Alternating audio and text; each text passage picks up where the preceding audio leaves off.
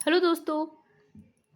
अभी तक हमने शिक्षा मनोविज्ञान की दो विधियों के बारे में पढ़ चुके हैं, जो था हमारा कालानुक्रमिक विधि और अनुप्रस्थ काट विधि।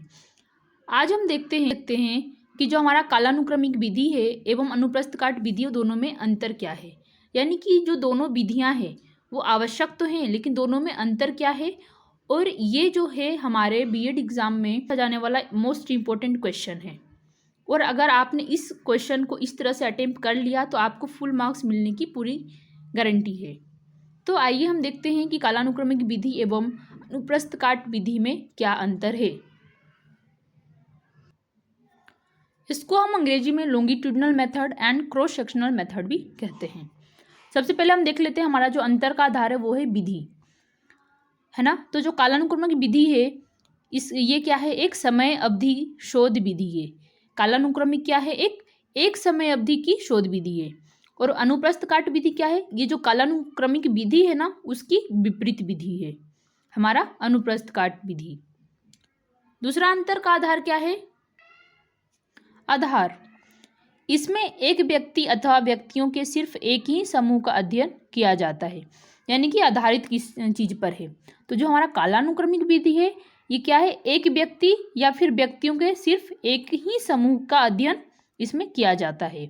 वहीं जो अनुप्रस्थ काट विधि है इसमें समूहों का निर्माण उम्र एवं सामाजिक आर्थिक स्तरों के आधार पर करते हैं।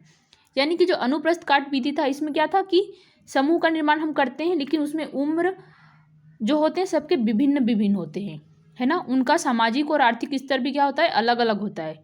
तो उस आधार पर हम लोग करते हैं। नेक्स्ट अंतर का आधार हमारा क्या है, समय अंतराल। जो कालानुक्रमिक विधि है अध्ययन को थोड़े थोड़े समय के अंतराल में दोहराया जाता है। कालानुक्रमिक विधि को क्या करते हैं, थोड़े थोड़े समय के अंतराल में दोहराते हैं। उसी प्रकार से जो हमारा अनुप्रस्थ काट विधि है इन सभी समूहों का अध्ययन एक समय में एक साथ किया जाता है। यानी कि इसको क्या करते हैं, थोड़े थोड़े समय दोहराते हैं, लेकिन इस अध्ययन में क्या होता है कि सारा जो भी हमें अध्ययन करना है वो एक समय में ही और एक साथ कर लिया जाता है। नेक्स्ट है हमारा तुलनात्मक आधार। कालानुक्रमिक विधि का प्रयोग छात्रों में होने वाले परिवर्तनों का तुलनात्मक अध्ययन करने हेतु किया जाता है ना। इसमें क्या बोल रहा है कि इसके अंदर जो छात्र हैं उनके जिसके ऊपर प्रयोग किया जा रहा है तो उनके अंदर जो परिवर्तन हो रहा है उनकी परिवर्तन किस तरह से हुआ है ना, उसकी तुलना बताने के लिए यानी तुलनात्मक अध्ययन करने हेतु किया जाता है। अनुप्रस्थ काट विधि में क्या होता है, व्यवहार का मापन तुलनात्मक आधार पर होता है। इसमें भी क्या होता है, व्यवहार का जो मापन करते हैं हम तुलनात्मक आधार पर करते हैं। नेक्स्ट है हमारा अध्ययन के आधार पर। कालानुक्रमिक विधि पेशे विकास, भाषा विकास, संज्ञानात्मक विकास, व्यक्ति विकास, चिंतन आदि क्षमता का विकास के अध्ययन में किया जाता है। यानी कि हम जो कालानुक्रमिक विधि का अध्ययन करते हैं वो किन किन चीज़ों को ध्यान में रखकर करते हैं, पेशी विकास हो रहा है कि नहीं, भाषा का विकास हो रहा है कि नहीं, उनका संज्ञानात्मक विकास हो रहा है कि नहीं, है ना, व्यक्ति का पर्सनली इंडिविजुअल तरीके से विकास हो रहा है कि नहीं, उनकी थिंकिंग पावर डेवलप हो रही है कि नहीं, इन सभी क्षमताओं को विकास के अध्ययन में हम करते हैं। उसी प्रकार से जो अनुप्रस्थ काट विधि है इस अध्ययन में भिन्न भिन्न आयु स्तर के अलग अलग व्यक्तियों अथवा बालकों पर विकास के किसी भी पक्ष के प्रभाव का अध्ययन किया जाता है ना। अनुप्रस्थ काट विधि में क्या होता है कि हम किसी अलग अलग एज ग्रुप के बच्चों का क्या बनाते हैं, ग्रुप बनाते हैं, और उनका हम किसी एक पर्टिकुलर, है ना, विकास की बात करते हैं। जैसे कि अब हम देख रहे हैं कि अगर हमें ये मेजर करना है कि बच्चों की लंबाई किस तरह से बढ़ रही है एक ही समय पे अलग अलग ग्रुप के लोगों में, तो उस विकास को हम क्या करते हैं, किसी एक पक्ष के प्रभाव का अध्ययन इस में किया जाता है। नेक्स्ट हम अंतर देखते हैं आयु स्तर के आधार पर। जो कालानुक्रमिक विधि होता है इस प्रणाली में एक ही आयु स्तर के बालक समूह को चुना जाता है। कालानुक्रमिक विधि में क्या होता है, एक ही आयु स्तर के बालक के समूह को या फिर बालक को चुना जाता है। अनुप्रस्थ काट विधि में क्या होता है, इस प्रणाली में भिन्न भिन्न आयु स्तरों के अलग अलग समूहों का अध्ययन किया जाता है। यानी कि इस प्रणाली में भी ग्रुप बनाते हैं, लेकिन उस ग्रुप में अलग अलग एज के बच्चे होते हैं। ठीक है। नेक्स्ट अंतर हम देखते हैं विकास प्रक्रिया के आधार पर।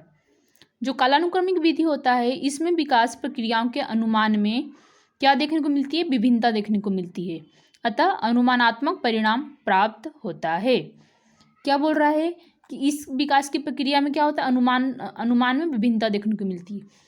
क्यों? क्योंकि ये एक ही एज ग्रुप के बच्चे को ले रहे हैं और किसी में जो विकास है वो तेज अच्छे हो रहा है, किसी में मंद हो रहा है ना। यानी कि क्या हो रहा है, हमने अनुमान लगाया कि जो विकास होगा वो इतना होगा, लेकिन उन सब में क्या हो रहा है, विभिन्नता देखने को मिल रही है। अनुप्रस्थ काट विधि में क्या होता है, इसमें विकास प्रक्रियाओं का अनुमानात्मक ज्ञान प्राप्त न होकर शुद्ध ज्ञान प्राप्त होता है। क्या बोल रहा है, क्योंकि इसमें क्या कर रहे हैं, हम अलग अलग एज ग्रुप के पर्टिकुलर बच्चों को ले रहे हैं, तो इसलिए क्या हो रहा है कि हम अनुमान का ज्ञान प्राप्त नहीं होता है, इसमें शुद्ध ज्ञान प्राप्त होता है। ठीक है। नेक्स्ट क्या है, कीमत के आधार पर। जो कालानुक्रमिक विधि होती है अधिक खर्चीली विधि है, अत्यधिक खर्चीली विधि है, और जो अनुप्रस्थ काट विधि यह विधि कम खर्चीली है। ठीक है। नेक्स्ट अंतर है प्रशिक्षित शिक्षक। कालानुक्रमिक विधि में प्रशिक्षित शिक्षकों का होना आवश्यक है। वही हम देखते हैं अनुप्रस्थ काट विधि में, इसमें कम प्रशिक्षित शिक्षक भी चल जाते हैं। नेक्स्ट हम देखते हैं अवधि के आधार पर। जो कालानुक्रमिक विधि है यह दीर्घकालिक विधि है, वही जो अनुप्रस्थ काट विधि है यह अल्पकालीन विधि है। नेक्स्ट हम देखते हैं जनरलाइज। जो कालानुक्रमिक विधि होता है उसके परिणाम को जनरलाइज नहीं कर सकते हैं क्योंकि लंबे समय में परिणाम प्राप्त होते हैं। जनरलाइज यानी कि हम उस परिणाम को क्या कर सकते, घोषित नहीं कर सकते हैं, क्योंकि जो परिणाम होता है वो हमें बहुत लंबे समय के बाद प्राप्त होता है।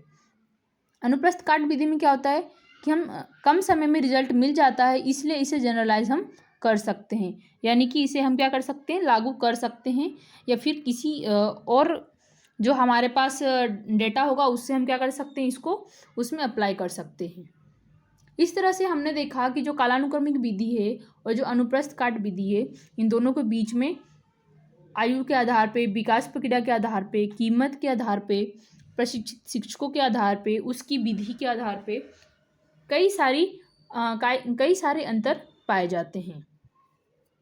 तो आपको ये वीडियो कैसा लगा हमें कमेंट करके ज़रूर बताएं, और यदि आपको ऐसे और भी वीडियो देखना है तो उसके लिए हमारे चैनल को सब्सक्राइब करें।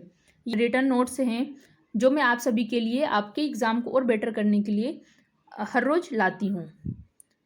Thank you.